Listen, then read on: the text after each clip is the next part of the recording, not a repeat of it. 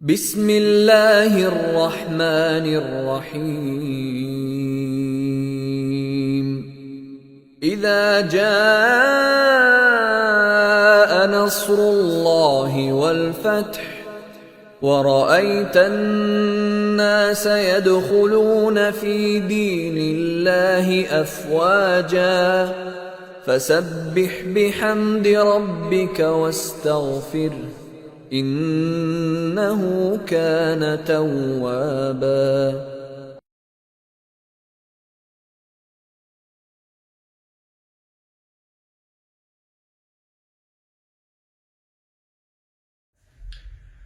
السلام عليكم ورحمة الله وبركاته. الحمد لله. اللهم صل على محمد وعلى آل محمد كما صليت على إبراهيم وعلى آل إبراهيم إنك حميد مجيد. اللهم بارك على محمد وعلى آل محمد كما باركت على إبراهيم وعلى آل إبراهيم إنك حميد مجيد. கண்ணியத்திற்குரிய எல்லாம் வல்ல ஏக இறைவனின் நல்லடியார்களே, பெரியவர்களே, அல்லாஹுடைய மாபெரும் கிருபையினால் தமிழ்நாடு தௌஹீத் ஜமாத் பிரான்ஸ் மண்டலத்தின் சார்பாக ஏற்பாடு செய்யப்பட்டிருக்கிற இந்த ரமலான் தொடர் உரையிலே சஹாபாக்களின் தியாகங்கள் என்கிற தலைப்பின் கீழ் நேற்றைய தினம் நபித்தோழர்களை பற்றி உண்டான ஒரு சிறிய அறிமுகத்தை பற்றியும், நபித்தோழர்கள் சம்பந்தமாக அல்லாஹுடைய தூதர் ரசூலுல்லாஹி ஸல்லல்லாஹு அலைஹி வஸல்லம் அவர்கள் என்னென்ன சிறப்புகளை நமக்கு சொல்லி இருக்கிறார்கள் என்பது தொடர்பாகவும் நாம் நேற்றைய தினம் பார்த்தோம்.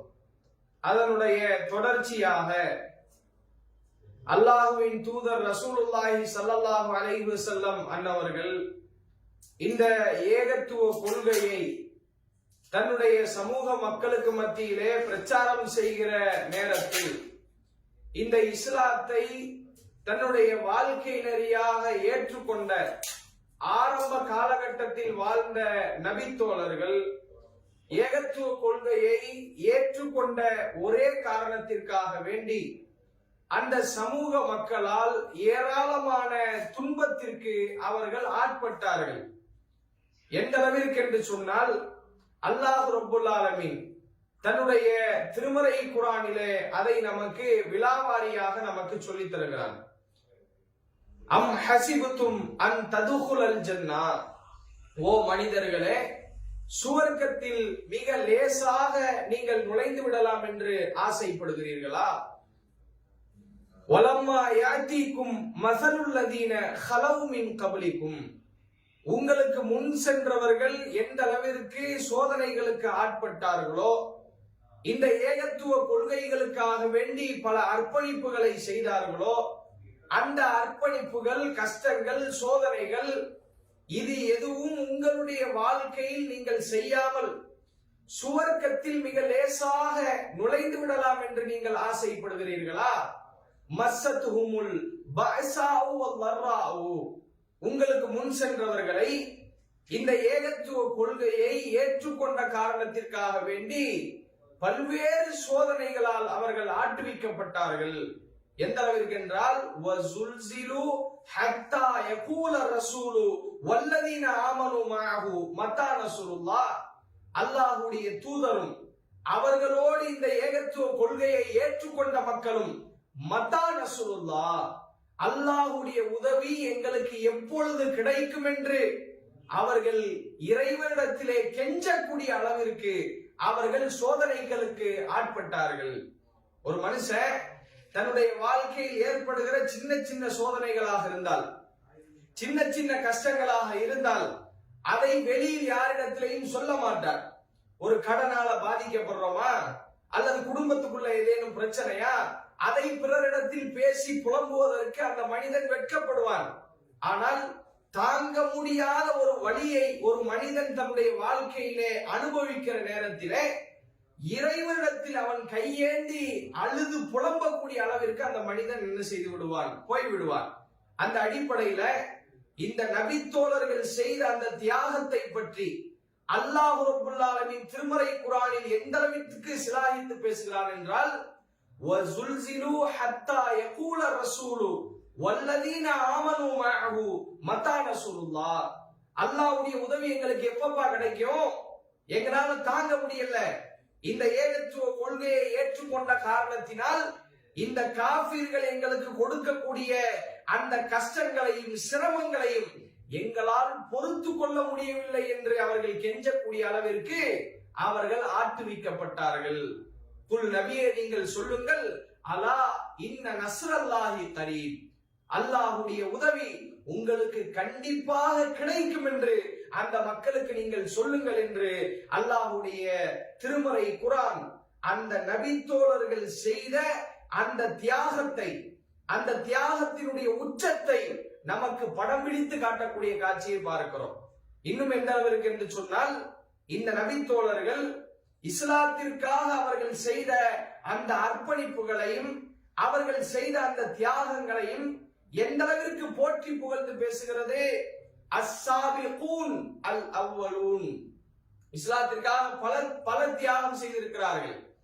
அந்த தியாகங்களிலேயே அல்லாஹ் சிலாகித்து பேசுகிற தியாகங்கள் என்று ஒரு சில விஷயங்கள் இருக்கிறது. அதை அல்லாஹ் திருமறை குர்ஆனிலே சொல்கிறான், அஸ்ஸாபிகூனல் அவ்வலூன மினல் முஹாஜிரீன வல் அன்சார். இஸ்லாத்திற்காக வேண்டி ஹிஜ்ரத் செய்த மக்காவாசிகளாக இருந்தாலும் மதீனாவாசிகளாகிய அன்சாரி தோழர்களாக இருந்தாலும் இஸ்லாத்தினுடைய ஆரம்ப காலகட்டத்தில் தங்களை முந்திக் கொண்டு இஸ்லாத்தை ஏற்றுக்கொண்டு அந்த இஸ்லாத்திற்காக ஆரம்ப காலகட்டத்தில் தியாகம் செய்தார்களே, இவர்களை பற்றி அல்லாஹ் சொல்லும் போது ரலியல்லாஹு அன்ஹும் வ ரது அன்ஹு, அந்த ஆரம்ப காலகட்டத்தில் தியாகம் செய்த அர்ப்பணிப்புகளை செய்த அந்த நபித்தோழர்களை அல்லாஹ் பொருந்திக் கொண்டான். அவர்களும் அல்லாஹுவை பொருந்திக் கொண்டார்கள் என்று அல்லாஹ் சிலாகித்து பேசக்கூடிய அளவிற்கு ஆரம்ப காலகட்டத்தில் செய்த அந்த தியாகங்கள் மிக முக்கியமானவையாக இஸ்லாமிய வரலாற்றில் பார்க்கப்படுகிறது. இன்றைக்கு நாம் வாழுகிற இந்த காலகட்டத்தை நீங்க எடுத்துக்கோங்க. இஸ்லாத்தை இன்றைக்கு பேசுவதற்கு எதிர்ப்புகள் கிடையாது, இஸ்லாத்தை பிரச்சாரம் செய்வதற்கு எதிர்ப்புகள் கிடையாது. கருத்து சுதந்திரம் என்று இருக்கிறது. எங்கே வேண்டுமானாலும் மேடையை போட்டு இஸ்லாத்தை பற்றி அதனுடைய சிறப்புகளை பற்றி இஸ்லாத்தின் பக்கம் மக்களை அழைப்பதற்கு என்ன வேலைகளையும் நாம் என்ன செய்யலாம். அந்த அளவிற்கு எந்த தடையும் இல்லாமல் எந்த விதமான பிரச்சனையும் இல்லாமல் இன்றைக்கு நாம் இஸ்லாத்தை என்ன செய்து கொண்டிருக்கிறோம், சொல்லிக் கொண்டிருக்கிறோம். இஸ்லாத்தில் உள்ளவர்கள் நம்முடைய கருத்துக்கு எதிர்கருத்தை பேசக்கூடியவர்கள், குர்ஆன் சுன்னா மட்டும் மார்க்கம் இல்ல, அவுலியாக்கள் சொல்றது மார்க்கம், பெரியோர்கள் சொல்றது மார்க்கம்னு பேசுற ஒரு கூட்டம் இருக்கிறாங்களே, அப்படிப்பட்டவர்களுடைய பள்ளிவாசலுக்கு வாசல்லையே மேடை போட்டு பேசக்கூடிய அளவிற்கு அல்லாஹ் இன்றைக்கு நமக்கு என்ன செய்திருக்கிறான், தாக்கத்தை கொடுத்திருக்கிறான். அந்த அளவிற்கு பிரச்சனை இல்லாத ஒரு சூழல் நமக்கு இருக்கிறது. ஆனால் ரசூலுல்லாஹி ஸல்லல்லாஹு அலைஹி வஸல்லம் அவர்கள் ஏகத்துவ கொள்கையை மக்களுக்கு எடுத்து சொல்கிற அந்த ஆரம்ப காலகட்டம் இருக்கிறதே, இன்றைக்கு நாம் இருக்கிற இதே சூழல் அன்றைக்கு இருந்ததான்னு கேட்டா அன்றைக்கு இதே சூழல் கிடையாது. இந்த சூழலுக்கு அப்படியே எதிர்புறமாக இருக்கக்கூடிய சூழல் தான் இருந்தது. எந்த அளவிற்கு என்று சொன்னால், அன்றைக்கு இஸ்லாத்தை பற்றி யாராவது ஒருவர் பேசினார் என்றால், முகம்மதை யாராவது ஒருவர் தேடி வந்தார் என்று சொன்னால் கூட கடுமையான முறையிலே அந்த மக்கள் தாக்கப்பட்டார்கள், ஊர் நீக்கம் செய்யப்பட்டார்கள், கொலை செய்யப்பட்டார்கள். அப்ப ஆரம்ப காலகட்டத்தில் யாரெல்லாம் இந்த இஸ்லாத்திற்காக தியாகம் செய்தார்கள் என்பதை பட்டியலிடுவதுதான் இந்த தலைப்பினுடைய சிறப்பாக அமையும் என்கிற அடிப்படையில் இஸ்லாத்தினுடைய ஆரம்ப காலகட்டத்தில் அல்லாஹுவின் தூதர் அவர்களோடு யாரெல்லாம் இஸ்லாத்தை ஏற்றுக்கொண்டார்கள், அதை ஏற்றுக்கொண்ட காரணத்தினால் அவர்கள் எந்த அளவிற்கு சோதிக்கப்பட்டார்கள், இஸ்லாத்திற்காக எந்த அளவிற்கு தியாகம் செய்தார்கள் என்பதை ஒரு சிறிய வரலாற்று குறிப்பாக நாம் இன்றைக்கு பார்க்க இருக்கிறோம். அதிலே அல்லாஹ்வுடைய தூதர் ரசூலுல்லாஹி ஸல்லல்லாஹு அலைஹி வஸல்லம் அவர்கள் ஏகத்துவ கொள்கையை சொல்லும் போது மிக முக்கியமான ஒரு 7 நபர்கள் இஸ்லாத்தை ஏற்றுக்கொண்டார்கள். அதை நாம் வரலாற்றிலே பார்க்கிற நேரத்திலே 7 நபர்களை இந்த இஸ்லாத்திற்காக வேண்டி அல்லாஹ்வுடைய தூதர் ஏகத்துவ கொள்கையை சொல்லும் போது மிக முக்கியமான 7 நபர்கள் ஏற்றுக்கொண்டார்கள். முதல் அல்லாஹ்வுடைய தூதர், அவர்தான் இஸ்லாத்தை மக்களுக்கு சொல்லுகிறார். இரண்டாவது அபூபக்கர் ரலியல்லாஹு அன்ஹு அவர்கள் இஸ்லாத்தை ஏற்றுக்கொள்கிறார்கள். அதற்கடுத்தபடியாக சுஹைப் என்கிற ஒரு நபித்தோழர் இஸ்லாத்தை ஏற்றுக்கொள்கிறார். அதற்கடுத்தபடியாக அம்மார், யாசிர், அதே போன்று சுமையா ரலியல்லாஹு அன்ஹா அவர்கள், அதற்கு பிறகாக பிலால் ரலியல்லாஹு அன்ஹு அவர்கள், அதே போன்று மிக்தாத் ரலியல்லாஹு அன்ஹு அவர்கள். இப்படி இந்த 7 நபர்கள் ஆரம்ப காலகட்டத்தில் இஸ்லாத்தை ஏற்றவர்களுடைய பட்டியலில் இருக்கிறார்கள். இந்த பட்டியல்ல அபூபக்கர் ரலியல்லாஹு அன்ஹு அவர்களை பற்றி நீங்கள் எடுத்துக்கொண்டீர்கள் என்றால் அவர்கள் அந்த சமூக மக்களால் பெரிய அளவிற்கு என்ன செய்யப்படவில்லை, ஒரு கடுமையான பிடிக்குள்ளே அவர்கள் கொண்டு வரப்படவில்லை. ஏனென்று சொன்னால் அபூபக்கர் ரலியல்லாஹு அவர்கள் சார்ந்த அந்த சமூக மக்கள் அபூபக்கர் ரலியல்லாஹு அவர்களுக்கு மிகப்பெரிய சப்போர்ட்டாக இருந்தாங்க.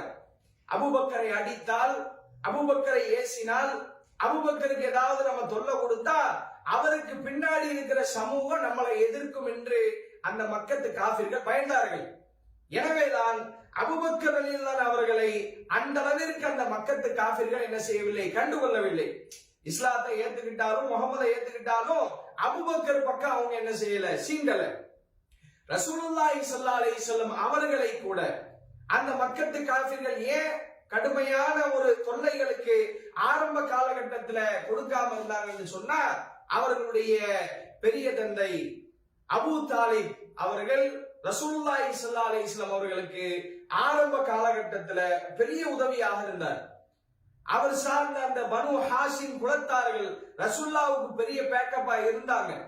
அதனாலேயே அந்த மக்கத்து காபிர்கள் ரசூலுல்லாஹ்வையும் அபூபக்கர் ரலியல்லாஹு அன்ஹு அவர்களையும் எந்த விதமான தொல்லைகளுக்கும் ஆட்படுத்தாம சின்ன சின்ன தொல்லைகளை கொடுத்தாலும் கூட கடுமையான தாக்குதல்களை, ஏச்சு பேச்சுக்களை இந்த 2 பேர்களுக்கு மத்தியில என்ன செய்யல. மாறாக இந்த 2 பேரை தவிர்த்து ஆரம்ப காலகட்டத்தில் இஸ்லாத்தை ஏற்றுக்கொண்டார்களே அந்த பட்டியல்ல முதலாவது நபர் யார் என்று சொன்னால் பிலால் ரலியல்லாஹு அன்ஹு அவர்கள். இவர்களுடைய வரலாற்றை கண்டிப்பாக ஒவ்வொரு முஸ்லிமும் படிக்க வேண்டும். இன்றைக்கு இஸ்லாம் என்றால் என்னவென்றே தெரியாமல் இஸ்லாமிய இளைஞர்கள் இன்றைக்கு வாழ்ந்து கொண்டிருக்கிறார்கள். இஸ்லாத்தினுடைய அருமை பெருமைகளை புரியாமல் இன்றைக்கு இஸ்லாமிய பெண்கள், இளைஞர்கள் வாழ்ந்து கொண்டிருக்கிறார்கள். அப்படிப்பட்டவர்கள் எல்லாம் இந்த பிலால் ரலியல்லாஹு அவர்களுடைய வரலாற்றை கண்டிப்பாக படித்தாக வேண்டும். ஏனென்று சொன்னால் இந்த பிலால் ரலியல்லாஹு அவர்கள் பிறக்கும் பொழுதே ஏதோ அன்றைக்கு வாழ்ந்த கோத்திரங்கள், குலங்களுக்கு மத்தியிலேயே உயர்ந்த குலத்தில் பிலால் ரலியல்லாஹு அவங்க பிறக்கல. ஒரு கருப்பு நிறத்தவராக பிறக்கிறார். அன்றைக்கு வெள்ளை நிறத்தவர்கள், சிகப்பு நிறத்தவர்கள், கருப்பு நிறத்தவர்கள் என்று நிறவெறி பார்க்கப்பட்டது. அப்படிப்பட்ட நிறவெறி பார்க்கப்பட்ட அந்த காலகட்டத்தில் பிலால் ரலியல்லாஹு அவர்கள் கருப்பு நிறத்தவராக, கீழ் சாதியினராக பார்க்கப்பட்டார். அவர் ஒரு அடிமையாக இருந்தார். உமையத் இப்னு ஹலஃப் என்கிற இஸ்லாத்தினுடைய படு பயங்கரமான எதிரியாக இருந்தவர் தான் உமையத் இப்னு ஹலஃப்.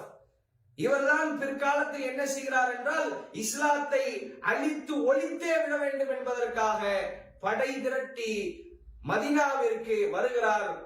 பத்ர் போர்க்களத்திலே இவர் என்ன செய்யப்படுகிறார், கொல்லப்படுகிறார். இந்த உமையத் இப்னு ஹலஃபுடைய அடிமையாக இருந்தவர் தான் பிலால் ரலியல்லாஹு அவர்கள். ரசூலுல்லாஹ் இஸ்லாத்தை சொல்லும் பொழுது அந்த இஸ்லாத்தை பிலால் ரலியல்லாஹு அவர்கள் மறைமுகமாக ஏற்றுக்கொள்கிறார்கள். ஏற்றுக்கொண்டு ஒரு சில நாட்களிலேயே தான் இஸ்லாத்தை ஏற்றுக்கொண்டதை அந்த சமூக மக்களுக்கு வெளிப்படையாக என்ன செய்கிறார்கள், அறிவிக்கிறார்கள்.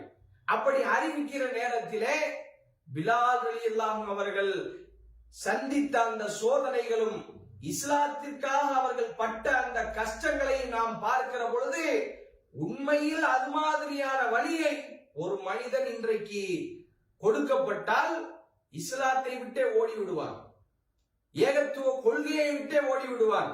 இன்றைக்கு நம்ம பார்க்கிறோமா இல்லையா? சின்ன ஒரு திருமண விஷயங்க, அதுல இஸ்லாம் சொல்லுகிற, ஏகத்துவம் சொல்லுகிற, தௌஹீது சொல்லுகிற ஒரு வழிகாட்டுதலை பேண முடியாமல் ஏகத்துவ கொள்கையை விட்டு வெளியே போகக்கூடியவர்களை நாம் இன்னைக்கு பார்க்கிறோமா இல்லையா? தான் செய்கிற வியாபாரத்தில் தௌஹீதை பேண முடியாமல் தௌஹீது வட்டத்தை விட்டு வெளியே போகக்கூடிய மக்களை நாம் பார்க்கிறோமா இல்லையா? ஆனால் பிலால் ரலியல்லாஹு அவர்கள் இஸ்லாத்தை ஏற்றுக்கொண்டதற்காக எந்த அளவிற்கு சிரமத்தை கொடுக்கப்பட்டார்கள் என்றால் வரலாறு நமக்கு சொல்கிறது. இந்த பிலால் ரலியல்லாஹு அவர்களை அந்த மக்கத்து காஃபிர்கள் எந்த அளவிற்கு கொடுமை செய்தார்கள் என்றால், சுடு மணல், பாலைவன மணல் இருக்கிறதே, அந்த சுடு மணலில் பிலால் ரலியல்லாஹு அவர்கள் வெறும் உடம்பிலே ஒரு துணி இல்லாமல் பிலால் ரலியல்லாஹு அவர்கள் சுட்டெரிக்கிற அந்த மணலில் போட்டு விரட்டப்படுவார்களாம். வரலாற்றிலே பார்க்கிறோம். நம்மால் தாங்க முடியுமாங்க? கொஞ்சம் சிந்திச்சு பாருங்க. அல்லாஹ்வின் தூதர் அவர்களோடு வாழ்ந்த அந்த நபி தோழர்களில் மிக உன்னதமான சுவர்க்கத்திற்கு நன்மாராயணம் சொல்லப்பட்ட பிலால் ரலியல்லாஹு அவர்கள் இஸ்லாத்தை ஏற்றுக்கொண்டதற்காக தன்னுடைய எஜமானனால், அந்த சமூக மக்களால் சுடு மணலில், பாலைவன மணலில் போட்டு புரட்டப்பட்டார்களே. அது மாத்திரமா, சூடேற்றப்பட்ட கல், கொடுமையான வெயில் அடிக்கும் போது ஒரு மிகப்பெரிய பாறாங்கல்லை எடுத்து அந்த பாறாங்கல்லை அந்த வெயில்ல போட்டு கடுமையான முறையில அந்த கல்லுல ஹீட் ஏறினதுக்கு அப்புறம் அந்த வெப்பம் ஏறிய அந்த சுடு கல்லை பிலால் ரலியல்லாஹு அவர்களுடைய நெஞ்சிலேயும் முதுகு பகுதியிலேயும் வைப்பார்களாம். சங்கிலியால் 2 கைகளையும் கால்களையும் பிணைத்து அந்த ஊரில் வாழக்கூடிய சின்னஞ்சிறு சிறுவர்களுடைய கைகளிலே அது கொடுக்கப்பட்டு இந்த ஏகத்துவ கொள்கையை ஏற்றுக்கொண்டதற்காக வேண்டி பிலால் ரலியல்லாஹு அவர்கள் தெரு தெருவாக இழுத்து செல்லப்பட்டிருக்கிறார்கள். சின்னஞ்சிறு சிறுவர்களால் அடிக்கப்பட்டு தொல்லை கொடுக்கப்பட்டிருக்கிறார்கள். வரலாறு சொல்லுகிறது, இப்படியெல்லாம் கொடுமைகளை பிலால் ரலியல்லாஹு அவர்கள் அனுபவிக்கும் பொழுது கூட அவருடைய வாயிலிருந்து வந்த வார்த்தை என்ன தெரியுமா? அஹத் அஹத், அல்லாஹ் ஒருவன் தான், அல்லாஹ் ஒருவன் தான் என்கிற வார்த்தையை தவிர அவருடைய வாயிலிருந்து வேறு வார்த்தை வராது. சுப்ஹானல்லாஹ். இந்த வரலாறு நமக்கு எவ்வளவு பெரிய படிப்பினையாக இருக்கிறது. ஏகத்துவ கொள்கைக்காக ஆரம்ப காலகட்டத்தில் இந்த பிலால் ரலியல்லாஹு அவர்கள் செய்த அந்த தியாகத்தை போன்று இன்றைக்கு நாம் இஸ்லாத்திற்காக என்ன தியாகத்தை செய்கிறோம்? ஏகத்துவத்திற்காக என்ன தியாகத்தை செய்திருக்கிறோம்? அதே மார்க்கத்தை பேணுகிற விஷயத்தில் கூட நம்மிடத்தில் அர்ப்பணிப்புகள் இல்லையே, தியாகங்கள் இல்லையே. ஆனால் பிலால் ரலியல்லாஹு அவர்கள் இந்த ஏகத்துவ கொள்கையை ஏற்றுக்கொண்ட ஒரே காரணத்தினால் அடிக்கப்பட்டிருக்கிறார்கள், சுடு மணலில் போட்டு புரட்டப்பட்டிருக்கிறார்கள், சங்கிலியால் பிணைக்கப்பட்டு ஊர் முழுக்க இழுத்து செல்லப்பட்டிருக்கிறார்கள். அப்படிப்பட்ட தியாகங்களை எல்லாம் நம்முடைய வாழ்க்கையில் நாம் நினைத்து பார்க்க கடமைப்பட்டிருக்கிறோம். இன்றைக்கு இஸ்லாத்தை ஏதோ சர்வ சாதாரணமாக நாம் நினைத்து கொண்டிருக்கிறோம். ஆனால் இந்த ஏகத்துவ கொள்கையை அவர்களும் ஏற்றுக்கொண்டார்கள். அந்த கொள்கையை தன்னுடைய உயிர் மூச்சாக நேசித்த காரணத்தினால் இந்த இஸ்லாத்திற்காக இவ்வளவு பெரிய தியாகங்களை என்ன செய்தார்கள். இது மாத்திரமல்ல, இந்த பிலால் ரலியல்லாஹு அவர்கள் ஏகத்துவ கொள்கையை ஏற்றுக்கொண்டதற்காக இவ்வளவு சிரமப்பட்டதோடு மாத்திரம் இல்லாமல் மக்காவில் இருந்து மதீனாவுக்கு ஹிஜ்ரத் போயிருக்கிறார். அந்த மதீனாவில் தங்கி இருந்த பத்ர் போர்க்களத்தை சந்தித்திருக்கிறார், உஹது போர்க்களத்தை சந்தித்திருக்கிறார். இஸ்லாத்திற்காக பல்வேறு போர்க்களங்களை சந்தித்து தன்னுடைய உயிரையும் என்ன செய்திருக்கிறார், பணயம் வைத்து இஸ்லாத்திற்காக போராடி இருக்கிறாரே. இந்த தியாகங்களை முஸ்லிம்கள் கொஞ்சம் நினைத்து பார்க்க கடமைப்பட்டிருக்கிறோம். ஏதோ நாகூர் கனிபா பிலால் ரலியல்லாஹு அவர்களை பற்றி பாட்டு பாடிவிட்டார், அந்த பாட்டை ரமலான் மாசத்துல போட்டு விட்டால் மாத்திரம் இந்த தியாகங்களை நம்ம போற்றுறோம் புகழ்றோம் ஆகாது. பிலால் ரலியல்லாஹு அவர்கள் ஏகத்துவத்துக்காக எவ்வளவு சிரமப்பட்டாங்களோ, அந்த சிரமத்துக்கு மத்தியில எவ்வளவு கொள்கை பிடிப்போடு வாழ்ந்தார்களோ, அது போன்ற கொள்கை பிடிப்பு முஸ்லிம்களாகிய நம்மிடத்திலே இருக்கணும். ஒரு போன் வாங்குறோம், அதையும் போய் இஎம்ஐல போய் வட்டியில போய் வாங்குறானே, இது கொள்கை பிடிப்பா? ஒரு பைக் வாங்குறா ஒரு முஸ்லிம் இளைஞன், இஎம்ஐல போய் வாங்குறா. அல்லாஹ்வுடைய சொல்லை புறந்தள்ளி விட்டு வட்டி வாங்காதீர்கள், வட்டியை உண்ணாதீர்கள், வட்டிக்கு சாட்சியாளர்களாக இருக்காதீர்கள் என்று அல்லாஹ் சொல்லி இருக்கும் போது அந்த கொள்கைக்கு மாற்றமாக போய் சாதாரண ஒரு வண்டி விஷயத்திலேயே இஸ்லாத்திலே பிடிப்பில்லையே. ஆனால் பிலால் ரலியல்லாஹு அன்ஹு அவர்கள் எந்த அளவிற்கு இஸ்லாத்திலே பிடிப்புள்ளவர்களாக, இஸ்லாத்திற்காக தியாகம் செய்தவர்களாக வாழ்ந்திருக்கிறார்கள் என்கிற அந்த வரலாற்று செய்தியை நாம் தெரிந்து கொள்ள கடமைப்பட்டிருக்கிறோம். அதே போன்று இவர்களோடு இஸ்லாத்தை ஏற்றுக்கொண்டவர்கள் தான் அம்மார் ரலியல்லாஹு அன்ஹு அவர்கள். அதே போன்று அவர்களுடைய தந்தை யாசிர், அதே போன்று சுமையா ரலியல்லாஹு அன்ஹு அவர்கள். இந்த அம்மார் ரலியல்லாஹு அன்ஹு அவர்கள் இஸ்லாத்தை ஏற்றுக்கொள்கிறார்கள். அவர்கள் மூலமாக அவர்களுடைய தந்தை யாசிர் ரலியல்லாஹு அன்ஹு அவர்களும் சுமையா ரலியல்லாஹு அன்ஹு அவர்களும் ஆரம்ப காலகட்டத்தில் இஸ்லாத்தை ஏற்றுக்கொள்கிறார்கள். ஏதோ 10-100 பேர் சேர்ந்துட்டோம், நமக்குன்னு ஒரு பள்ளிவாசல் வந்துருச்சு, அதனால நம்ம கவலைப்பட தேவையில்ல, நமக்குன்னு நம்முடைய மையத்தை அடக்கிறதுக்கு ஒரு மையவாடி இருக்கு, அதனால நம்ம கவலைப்பட தேவையில்லை என்று இன்றைக்கு இஸ்லாத்தை ஏற்றுக்கொள்ளக்கூடிய மக்களை நாம் பார்க்கிறோம். ஒரு முஸ்லிம் பாதிக்கப்படுறானா அவனுக்காக ஒரு லட்சக்கணக்கில் மக்கள் கூடி என்ன செய்வாங்க, போர்க்குரல் கொடுப்பார்கள். அந்த சூழல் இன்னைக்கு உலகத்துல இருக்கு. ஆனா அன்னைக்கு அடித்தால் கேள்வி கேட்பதற்கு ஆள் இல்லாத ஒரு காலம் அது. அடித்தால் கேள்வி கேட்பதற்கு ஆள் இல்லாத காலம். இந்த யாசிர் ரலியல்லாஹு அன்ஹு அவர்களும் சுமையா ரலியல்லாஹு அன்ஹு அவர்களும் இஸ்லாத்தினுடைய ஆரம்ப காலகட்டத்தில் அல்லாஹ்வின் தூதர் அவர்களோடு கைகோர்த்தவர்கள், ஏகத்துவ கொள்கையை ஏற்றுக்கொண்டவர்கள், சிலை வழிபாடு கூடாது என்று கர்ஜித்தவர்கள். இவர்கள் அந்த சமூக மக்களால் கொலை செய்யப்பட்டார்கள். இஸ்லாத்திற்காக உயிர் தியாகம் செய்தவர்களுடைய பட்டியலில் ரசூலுல்லாஹ்வுடைய காலகட்டத்தில் இவர்கள் தான் முதன்மையானவர்களாக இருந்திருக்கிறார்கள். அதுக்கப்புறம் எத்தனையோ பேர்கள் இஸ்லாத்திற்காக உயிரை விட்டிருக்கலாம். ஆனால் ஆரம்ப காலகட்டத்தில் இஸ்லாத்திற்காக உயிர் தியாகம் செய்தவர்கள் என்று நாம வரலாற்றிலே படிக்கிற பொழுது இந்த யாசிர் ரலியல்லாஹு அவர்களும் இந்த சுமையா ரலியல்லாஹு அவர்களும் தான் மிகப்பெரிய தியாகிகளாக வரலாற்றிலே பேசப்படுகிறார்கள்.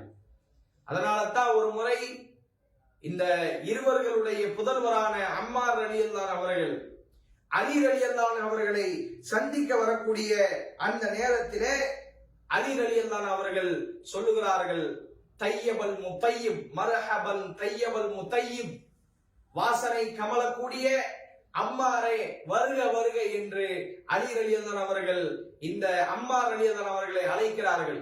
அழைத்து சொல்கிறார்கள், சமிஅத்து ரசூலுல்லாஹி ஸல்லல்லாஹு அலைஹி வஸல்லம் யகூல், அல்லாஹ்வுடைய தூதர் ரசூலுல்லாஹி ஸல்லல்லாஹு அலைஹி வஸல்லம் அவர்கள் அம்மாரே உன்னை பற்றி ஒரு செய்தியை சொன்னார்கள். அது என்ன தெரியுமா?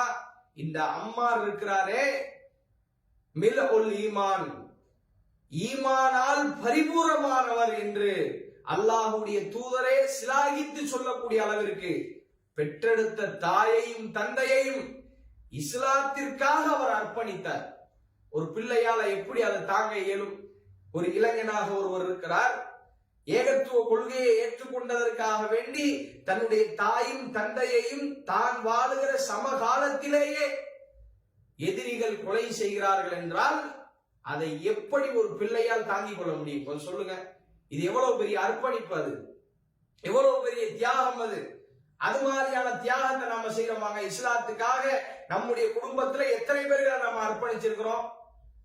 கொஞ்சம் சிந்திச்சு பாருங்க. இஸ்லாத்திற்காக வேண்டி ஏதேனும் உறவுகளை நம்ம இழந்திருக்கிறோமா? ஏதேனும் உறவுகளை நாம பிரிந்திருக்கிறோமா என்று கேட்டால் கிடையாது. அப்ப இஸ்லாத்திற்காக வேண்டி இந்த அம்மார் ரலியல்லாஹு அவர்கள் தன்னுடைய தாயையும் தந்தையையும் என்ன செய்திருக்கிறார்கள்? இஸ்லாத்தினுடைய ஆரம்ப காலகட்டத்தில் ஏகத்துவம் கொஞ்சம் துளிர் விடுகிற அந்த காலம், அந்த காலத்தில் எல்லாம் நீங்கள் பார்த்தீர்கள் என்றால் பார்க்கிற இடமெல்லாம் அடி உதை. யாராவது முகம்மதுன்னு கேட்டு வந்தா அடிதான். யாராவது இஸ்லாத்தை பற்றி விசாரித்தாலோ இஸ்லாத்தை ஏற்றுக்கொண்டார்கள் என்கிற செய்தி கிடைத்தாலோ கடுமையான முறையிலே அவர்கள் தாக்கப்படுவார்கள். அந்த வரிசையில் உள்ளவர் தான் ஹப்பாப் இப்னு அரத் என்று சொல்லக்கூடிய ஒரு நபித்தோழர். இந்த வரலாற்று செய்திகளை எல்லாம் சொல்லுவது ஏதோ இந்த காதல வாங்கி அந்த காதல விட்டுட்டு போறதுக்கு அல்ல. இஸ்லாம் இந்த அளவிற்கு இன்றைக்கு ஆழ வெளிச்சமாக பறந்து விரிந்து வளர்ந்து நிற்கிறது என்றால் இஸ்லாத்தை எந்த கொம்பனாலும் அசைக்க முடியாது என்கிற சூழலுக்கு இன்றைக்கு இஸ்லாம் உருவாகி இருக்கிறது என்றால் இது மாதிரியான தியாகிகள் செய்த அந்த அர்ப்பணிப்புகள் தான் இன்றைக்கு காரணம். இன்னைக்கு இந்தியாவில் முஸ்லிம்கள் அடக்கப்படலாம், ஒடுக்கப்படலாம், அவர்களுடைய உரிமைகள் பறிக்கப்படலாம். ஆனால் இங்கே உள்ள முஸ்லிம்களை போன்றே சவுதியிலே முஸ்லிம் தான வாழ்றான். இங்கே முஸ்லிம்களை அடக்கக்கூடிய இந்த வல்லாதிக்க அரசுகள், மோடி போன்ற பெரிய பெரிய தலைவர்கள் அதே சவுதியில போய் ஒரு முஸ்லிமோடு கை கோர்த்து நிற்கணும், கட்டி பிடிச்சு முத்தம் கொடுக்கணும், கையை குலுக்கி அவனோடு அவனுக்கு பொன்னாடிகளை போர்த்தணும். அப்படி போர்த்தினால்தான் அவனுக்கான அரசியல் நடக்கும் என்கிற நிலையை அல்லாஹ் ரப்பல் ஆலமீன் உருவாக்கி வச்சிருக்கிறானே. இது மாதிரியான காலகட்டம் அன்னைக்கு இருந்துச்சு? கிடையவே கிடையாது. இந்த ஹப்பாப் இப்னு அரத் ரலியல்லாஹு அன்ஹு அவர்கள் ஒரு முறை இஸ்லாத்தினுடைய ஆரம்ப காலகட்டத்திலே அல்லாஹ்வுடைய தூதர் இஸ்லாத்தை சொல்லி இந்த ஹப்பாப் இப்னு அரத் ரலியல்லாஹு அன்ஹு அவர்கள் இந்த இஸ்லாத்தை ஏற்றுக்கொள்கிறார்கள். ஏற்றுக்கொண்ட காரணத்தினால் அவருடைய எஜமானன், அவரும் ஒரு அடிமைதான், ஹப்பாப் இப்னு அரத். இஸ்லாத்துக்கு ஆரம்ப காலகட்டத்தில் வந்தவங்க பெரிய பெரிய செல்வந்தர்கள் கிடையாது. அபூபக்கர் இது மாதிரியான ரலியல்லாஹு அன்ஹு சின்ன சின்ன ஒரு குறிப்பிட்ட நபித்தோழர்கள் தான் பெரிய செல்வந்தர்களாக இருந்தாங்க. மற்ற பலரை நாம் எடுத்து பார்க்கிறோம், சாமானிய மக்களாகத்தான் இருந்திருக்கிறார்கள். ஏழை எளிய மக்களாக, அடிமைகளாக இருந்து இந்த ஏகத்துவ கொள்கையை ஏற்றுக்கொண்டார்கள். அதிலே ஒருவர் தான் ஹப்பாப் இப்னு அரத். இஸ்லாத்தை ஏற்றுக்கொள்கிறார். அதன் காரணத்தினால் அவர் அனுபவித்த அந்த வேதனை என்ன தெரியுமா? அவருடைய எஜமானன் அவருடைய உடம்பில் இரும்பு கம்பியை பழுக்க காய்ச்சி, இரும்பு கம்பியை பழுக்க காய்ச்சி அந்த இரும்பு கம்பியால் ஹப்பாப் இப்னு அரத் அவர்களுடைய முதுகில் சூடு போடுகிறார். அவள் ஒரு பெண். இந்த ஹப்பாப் இப்னு அரத் அவர்கள் அதையெல்லாம் தாங்க முடியாம தான் படுகிற கஷ்டங்களை எல்லாம் ரசூலுல்லாஹ்ட்ட வந்து கொட்டிவிட வேண்டும் என்பதற்காக ஒரு முறை ரசூலுல்லாவை சந்திப்பதற்கு வருகிறார். அல்லாஹ்வுடைய தூதர் ரசூலுல்லாஹி ஸல்லல்லாஹு அலைஹி வஸல்லம் அவர்கள் காபத்துல்லாவினுடைய திரைசீலைக்கு அருகாமையிலே உறங்கிக் கொண்டிருக்கிறார்கள். வந்து அவர் சொன்ன முதல் வாசகம் அலா தஸ்தன்சிரூன லனா, அல்லாஹ்வுடைய தூதரே, எங்களுக்காக நீங்கள் அல்லாஹ்விடத்திலே உதவி தேட மாட்டீர்களா? அலா ததஉல்லாஹ லனா, அல்லாஹ்விடத்தில் எங்களுக்காக பாதுகாப்பை தேட மாட்டீர்களா? நாங்கள் பாதுகாப்பற்ற சூழலில் வாழுகிறோம், நாங்கள் பயத்தில் வாழ்ந்து கொண்டிருக்கிறோம். எதிரிகளுடைய அந்த தாக்குதல்கள், காபிர்களுடைய அந்த அவர்கள் கொடுக்கிற அந்த சிரமத்தை எங்களால் தாங்க முடியவில்லை அல்லாஹ்வுடைய தூதரே என்று சொல்லி ஹப்பாப் இப்னு அரத் ரலியல்லாஹு அவர்கள் வந்து சொல்லும் பொழுது அல்லாஹ்வுடைய தூதர் அந்த இடத்தில் தன்னுடைய தோழர்களுக்கு பெரிய தியாகத்தை செஞ்சுட்டு வந்திருக்கிறாரு. அவருடைய உள்ளத்தை இன்னும் வலுப்படுத்துவதற்கு ரசூலுல்லாஹ் இவருக்கு முன்னால் நடந்த ஒரு சம்பவத்தை எடுத்து சொல்கிறார்கள். எப்படி எடுத்து சொல்கிறார்கள்? ஹப்பாப் இப்னு அரத்தே, நீங்க இஸ்லாத்தை ஏத்துக்கிட்டீங்க, ஏற்றுக்கொண்ட காரணத்தினால் இந்த அளவிற்கு கடுமையாக நீங்கள் சோதிக்கப்படுகிறீர்கள், இந்த அளவிற்கு கடுமையாக நீங்கள் அடி வாங்கி இருக்கிறீர்கள், உண்மைதான். ஆனால் இதெல்லாம் பெரிய விஷயமே கிடையாது. ரசூலுல்லாஹ் எப்படி அந்த மக்களை வார்த்தெடுக்கிறாங்கன்னு பாருங்க. அல்லாஹ்வுடைய தூதர் அவர்கள் சொல்கிறார்கள், உங்களுக்கு முன்னால் ஒரு சமூகம் வாழ்ந்தது, அந்த சமூகத்தில் ஒருவர் இஸ்லாத்தை ஏற்றுக்கொண்டார் என்கிற ஒரே காரணத்திற்காக வேண்டி, அவருக்காக வேண்டி அந்த சமூக மக்கள் ஒரு குழியை தோண்டி அந்த குழியிலே அவர் நிறுத்தப்பட்டு இரும்பு ரம்பங்களும் இரும்பு சீப்புகளும் கொண்டு வரப்பட்டு அவருடைய தலையிலே அது வைக்கப்பட்டு அவர் ஏகத்துவ கொள்கையை ஏற்றார் என்ற காரணத்திற்காகவே 2 கூறுகளாகவே பிளக்கப்பட்டார். காய்கறி அறுப்போமே, வெங்காயம், தக்காளி, இது மாதிரியான விஷயங்களை 2 கூறா பிளப்போமே. சாதாரண காய்கறியை வெட்டுவதை போன்று ஏகத்துவ கொள்கையை ஏற்றுக்கொண்ட காரணத்தினால் உங்களுக்கு முன் சென்ற சமூக மக்கள் 2 கூறாகவே பிளக்கப்பட்டார்கள். இரும்பு ரம்பங்கள் எடுத்து வரப்பட்டு அவருடைய தோளில் அது வைக்கப்படும். தோலையும் கிழித்து சதையையும் கிழித்து அவருடைய எலும்புகளையும் அந்த சீப்பு கிழிக்கும். ரசூலுல்லாஹ் இத சொல்லிட்டு சொல்றாங்க, வமா யசுத்துஹு ذلك عن دينه. இந்த மாதிரியான சோதனைகளை அவர் அனுபவிக்கும் பொழுது கூட இந்த கஷ்டம், இந்த சிரமம், இந்த அர்ப்பணிப்பு இஸ்லாத்தை விட்டு கொஞ்சம் கூட அவர்களை நகர்த்தவில்லை, திசை மாற செய்யவில்லை என்று ஹப்பாப் இப்னு அரத் ரலியல்லாஹு அவர்களுக்கு அல்லாஹ்வுடைய தூதர் அவர்கள் பாடம் நடத்தினார்களே. நமக்கு இந்த வரலாறு பாடம் இல்லையா? சுப்ஹானல்லாஹ், எந்த அளவிற்கு தியாகத்தை செய்திருக்கிறார்கள். சின்ன அடி வாங்கியிருப்போமா? சின்ன ஏற்று பேச்சுதலை வாங்கியிருப்போமா? மார்க்கத்துக்காக, உலக காரியங்களுக்காக எவ்வளவோ ஏற்று பேச்சுகள், கஷ்டங்களை அனுபவிக்கிறோம். ஆனால் நபி தோழர்கள், அல்லாஹ்வின் தூதர் அவர்களோடு ஆரம்ப காலகட்டத்தில் கைகோர்த்தவர்கள் ரசூலுல்லாஹி ஸல்லல்லாஹு அலைஹி வஸல்லம் அவர்களுக்காக வேண்டி கடுமையான முறையிலே தியாகங்களை செய்திருக்கிறார்கள், அர்ப்பணிப்புகளை செய்திருக்கிறார்கள். அதனால் தான் அல்லாஹ் ரப்பல் ஆலமீன் சொல்கிறான், ரலியல்லாஹு அன்ஹும் வ ரது அன்ஹு. இவர்களை அல்லாஹ் பொருந்திக் கொண்டான், அல்லாஹ்வும் இவர்களை பொருந்திக் கொண்டதாக திருமறை குர்ஆன் நமக்கு இப்படியான ஆரம்ப காலகட்ட மக்களை குறித்து என்ன செய்கிறது? நமக்கு அடையாளம் காட்டுகிறது. கடைசியாக ஆரம்ப காலகட்டத்திலே இஸ்லாத்தை ஏற்றுக்கொண்டவர்களுடைய பட்டியல்ல இருக்கக்கூடிய ஒரு மனிதர் தான் அபூதர் அல் கிஃபாரி என்று சொல்லக்கூடிய மனிதர். இந்த மனிதருடைய தியாகத்தையும் நாம் நினைத்து பார்க்க கடமைப்பட்டிருக்கிறோம். ரசூலுல்லாஹி ஸல்லல்லாஹு அலைஹி வஸல்லம் அவர்கள் இஸ்லாத்தை ரகசியமாக சொல்லிக் கொண்டிருக்கிறார்கள், வெளிப்படுத்தல. தனக்கு நெருக்கமான தோழர்களை மாத்திர அழைத்து ரசூலுல்லாஹி ஸல்லல்லாஹு அலைஹி வஸல்லம் அவர்கள் இஸ்லாத்தை சொல்லிக் கொண்டிருக்கிறார்கள். இது ஊர் மக்களுக்கு அரசல் புரசலாக தெரிந்து அதுவே பூதாகரமான ஒரு விஷயமாக மாறிக்கொண்டிருக்கிறது.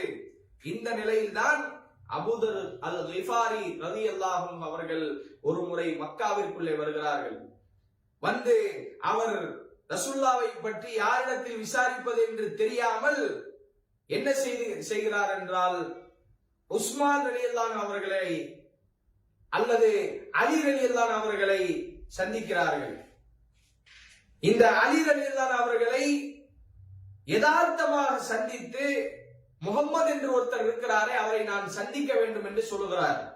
அப்படி சொல்லும் போது அலி ரலியல்லாஹு அவர்கள் சொல்கிறார்கள், அப்படியா, நல்ல வேளையாக என்னிடத்தில் கேட்டீர்கள். இந்த ஊர்ல வேறு யார்த்தையாவது ரசூலுல்லாஹை பற்றி கேட்டிருந்தால் உங்க கதையே முடிஞ்சிருக்கும். நீங்க என்ன எனக்கு பின்னால் வாங்க, யாருமே நம்மை பார்த்து விடாத மாதிரி நீங்கள் நடந்து கொள்ள வேண்டும். நான் முன்னாடி நடக்கிறேன், என் பின்னாடி நீங்கள் நடந்து வாங்க. மக்கள் யாராவது நம்மை நோட்டமிடுவதை போன்று தெரிந்தால் நான் அந்த இடத்திலே நின்றுவேன், நீங்க என்னை யார் என்றே தெரியாத போன்று கடந்து போயிடணும் என்று அலி ரலியல்லாஹு அவர்கள் சொல்ல, இந்த அபூதர் அல் கிஃபாரி ரலியல்லாஹு அவர்கள் என்ன செய்கிறார்கள் என்று சொன்னால், பின்னாடியே போறாங்க. ரசூலுல்லாஹையும் என்ன செய்றாங்க? சந்திக்கிறாங்க. இஸ்லாத்தை பற்றி கேட்டு தெரிகிறார்கள். ஏகத்துவ கொள்கையை அவர்கள் ஏற்றுக்கொள்கிறார்கள். ஏற்றுக்கொண்டவுடன் ரசூலுல்லாஹ் அவருக்கு சொன்ன ஒரு உபதேசம் என்ன தெரியுமா? இந்த வார்த்தையிலிருந்தே அன்றைக்கு மக்கத்து காஃபிர்கள் எந்த அளவிற்கு கொலை வெறியோடு திரிந்தார்கள் என்பதற்கு இதெல்லாம் ஒரு சின்ன ஒரு அடையாளம். ரசூலுல்லாஹ் சொன்னாங்க, அபூதர் கிஃபாரியே, நீங்க இஸ்லாத்தை ஏத்துக்கிட்டீங்க, நீங்க வெளியில் இந்த இஸ்லாத்தை என்ன செய்யக்கூடாது, இப்ப உள்ள காலகட்டத்தில் சொல்லக்கூடாது. நீங்க உங்க ஊருக்கு போயிருங்க.